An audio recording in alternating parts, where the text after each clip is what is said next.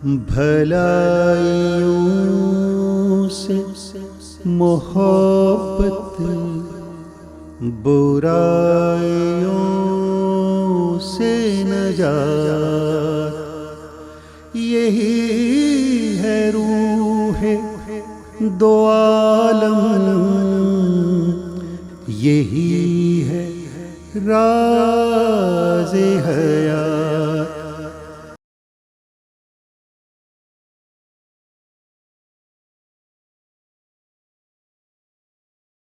بسم اللہ الرحمن الرحیم۔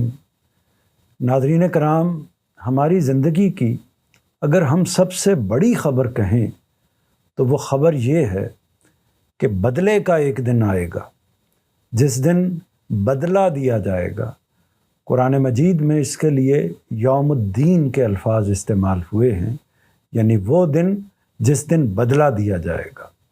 ظاہر ہے کہ یہ دن قیامت کا دن ہے، اور ہم میں سے ہر شخص کو اس دن کو فیس کرنا ہے، اس دن کو بھگتنا ہے، اس دن کے اندر آ کر کھڑے ہو کر جواب دہی کے لیے سامنے آنا ہے۔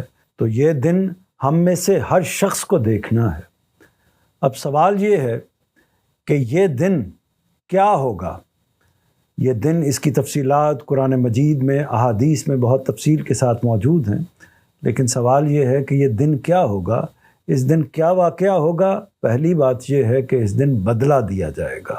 کن چیزوں کا بدلہ دیا جائے گا؟ اچھائیوں کا بدلہ دیا جائے گا، اور اس کے ساتھ برائیوں کا بدلہ دیا جائے گا۔ یعنی جن لوگوں نے اچھے کام کیے، اچھے اعمال کیے، ان کو ان کا بدلہ ملے گا، اور جن لوگوں نے برے کام کیے، برے اعمال کیے، ان کو ان کا بدلہ ملے گا۔ اب سوال یہ ہے کہ وہ اچھائیاں کیا ہیں جن کا بدلہ ملنا ہے، اور وہ برائیاں کیا ہیں جن کا بدلہ ملنا ہے؟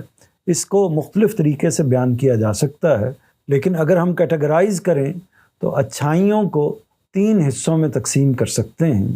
ایک کا عنوان ہم یہ قائم کر سکتے ہیں کہ انسان کے وہ حقوق جو اس کے اپنی ذات کے حوالے سے اس کے اوپر عائد ہوتے ہیں، یعنی میرے اپنی ذات کے حوالے سے کیا حقوق ہیں؟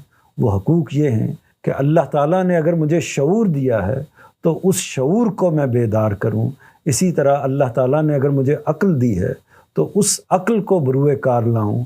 اسی طرح اللہ تعالیٰ نے مجھے جسمانی صلاحیتیں دی ہیں، ان صلاحیتوں کو استعمال کروں، اور تمام کی تمام چیزیں خیر کے لیے ہونی چاہیے، کیونکہ خیر وہ داعیہ ہے، خیر وہ بات ہے جو پروردگار نے میری فطرت کے اندر رکھی ہوئی ہے۔ تو ایک چیز یہ ہے کہ میں اپنے حقوق کو پورے کروں، جو میری ذات کے حقوق میرے اوپر عائد ہوتے ہیں میں ان کو پورا کروں۔ دوسری چیز یہ ہے اچھائیوں کے ضمن میں کہ میں انسانوں کے حقوق کو پورے کروں۔ میرے ارد گرد جو دیگر لوگ موجود ہیں، وہ میرے والدین ہیں، وہ میرے اساتذہ ہیں، وہ میرے محلے دار ہیں، وہ پڑوسی ہیں، وہ میرے بچے ہیں، وہ میری فیملی ہے، وہ میرا خاندان ہے، وہ میرے ایک طرح سے احباب ہیں، دوست ہیں، رشتہ دار ہیں، اسی طرح میرے حکمران ہیں۔ اگر میں کسی منصب پر فائز ہوں تو میرے ماتحت کام کرنے والے لوگ ہیں۔ تو یہ سارے کے سارے وہ لوگ ہیں جن کے مجھے حقوق ادا کرنے چاہیے۔ تو یہ حقوق اگر میں ادا کرتا ہوں تو اس کا مطلب یہ ہے کہ میں نے ان اچھائیوں کو، ان خیر کی چیزوں کو اپنا لیا ہے۔ تو یہ دوسری چیز ہوئی۔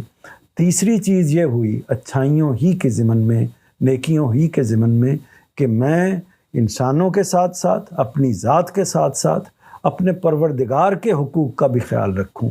یعنی میں اس بات کو تسلیم کروں کہ اللہ تعالیٰ کی ذات تنہا ہے، واحد ہے، اس کا کوئی شریک نہیں ہے، اور اگر میں شریک کروں گا تو اصل میں اپنے شعور کے ساتھ، اپنے علم کے ساتھ زیادتی کروں گا۔ اسی طرح اس کی صفات کے اندر کسی چیز کو مجھے شریک نہیں کرنا چاہیے۔ مانگنا ہے تو اسی سے مانگنا ہے، التجا کرنی ہے تو اسی کے سامنے کرنی ہے، ہاتھ اٹھانے ہیں تو اسی کے سامنے اٹھانے ہیں۔ اس طرح کے ہر معاملے میں، زندگی کے ہر معاملے میں، اور فہم کے ہر معاملے میں، عمل کے ہر معاملے میں، علم کے ہر معاملے میں نے اپنے پروردگار سے اور اس کے پیغمبروں سے رہنمائی حاصل کرنی ہے۔ تو یہ وہ حقوق ہیں جو اللہ تعالیٰ کے، جس کو میں نے چند لفظوں میں بیان کرنے کی کوشش کی ہے کہ اللہ تعالیٰ کے حقوق، اس میں سب سے بنیادی چیز یہ ہے کہ اللہ تعالیٰ کے ساتھ کسی کو شریک نہ کیا جائے، اسی کو معبود برحق مانا جائے اور اس کے احکامات کی تعمیل کی جائے۔ تو یہ 3 باتیں ہوئیں۔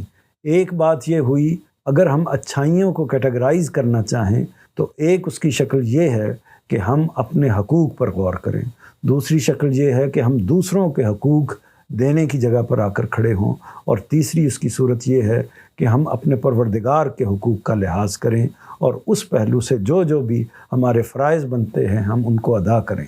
تو یہ ایک صورت ہو گئی، یعنی اچھائیاں، ان کا بدلہ اگر اللہ نے چاہا تو انسانوں کو لازماً ملے گا۔ اور اسی طرح جو دوسرا پہلو ہے وہ برائیاں ہیں۔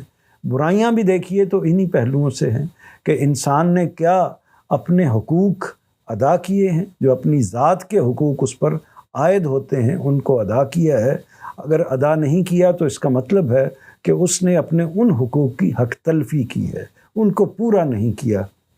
اگر اس نے اپنے جسمانی حقوق کو، اپنے شعوری حقوق کو، اپنے وجدان اور فطرت کے حقوق کو پورا نہیں کیا تو اس کا مطلب یہ ہے کہ اس میں اور پھر کسی جانور میں کوئی فرق ہی نہیں ہے۔ دوسری چیز اسی تناظر میں دیکھیں تو یہ ہے کہ ہم کو انسانوں کے جو حقوق ہیں، ہمارے والدین کے، ہمارے اساتذہ کے، ہمارے اقربا کے، ہمارے رشتہ داروں کے جو حقوق ہیں، ان میں اگر ہم کوئی خیانت کرتے ہیں، کوئی بددیانتی کرتے ہیں، کوئی کمی کرتے ہیں تو اس کا مطلب یہ ہے کہ ہم نے اس بدلے کے دن کا خیال نہیں کیا اور ان حقوق کو پورا نہیں کیا۔ تو یہ وہ دوسری چیز ہے کہ جو اچھائیوں کے مقابلے میں اصل میں ہمیں برائیوں کی جگہ پر لا کر کھڑا کر دیتی ہے۔ اور اسی طرح اپنے پروردگار کے حوالے سے اگر ہم نے اللہ کے حقوق کو پورا کرنے میں کوتاہی کی ہے تو یہی چیز اگر پورا کریں گے تو وہ اچھائی بن جائے گی، اور اگر پورا نہیں کریں گے اور اس میں کوتاہی کریں گے، غفلت کریں گے اور منفیت کی جگہ پر آ کر کھڑے ہوں گے تو یہی چیز اصل میں گناہ بنے گی اور یہی چیز اصل میں سزا کا باعث ہوگی۔ تو ہمیں اس کی کوشش کرنی چاہیے کہ ہمارا دائرہ ان چیزوں تک محدود رہے، ہمارا ہدف وہی چیزیں ہوں جو اچھائیوں کی نوعیت کی ہیں، اور جو برائیوں کی نوعیت کی ہیں ان چیزوں سے ہم اپنے آپ کو بچانے کی کوشش کریں۔ خلاصہ کرتا ہوں کہ اگر ہم حقوق کے لفظ کو اپنے ذہن میں قائم کر لیں، یعنی میرے اپنی ذات پر حقوق، انسانوں کے میرے اوپر حقوق، میرے پروردگار کے میرے اوپر حقوق، اور اسی کے لحاظ سے فرائض پیدا ہوتے ہیں، اور اسی طرح اگر میں ان حقوق کو ادا کرتا ہوں تو اس کا مطلب یہ ہے کہ میں اچھائیوں کی جگہ پر آ کر کھڑا ہوتا ہوں، اور اگر میں ان حقوق کو ادا نہیں کرتا تو اس کا مطلب یہ ہے کہ میں بدیوں اور برائیوں کی جگہ پر آ کر کھڑا ہوتا ہوں۔ تو بدلے کے دن میں ہونا کیا ہے؟ بدلے کے دن میں ہونا یہ ہے کہ اچھائیوں کا بدلہ اچھا ملنا ہے، اللہ تعالیٰ کی جنت میں بھیجا جائے گا، اور برائیوں کا بدلہ برا ملنا ہے، اور اللہ تعالیٰ نے ان انسانوں کے لیے جو برے کام کرتے ہیں، برے معاملات کرتے ہیں اور ان پہلوؤں سے ان حقوق کو ادا نہیں کرتے، تو ان کا ٹھکانہ اللہ تعالیٰ نے جہنم بنایا ہوا ہے۔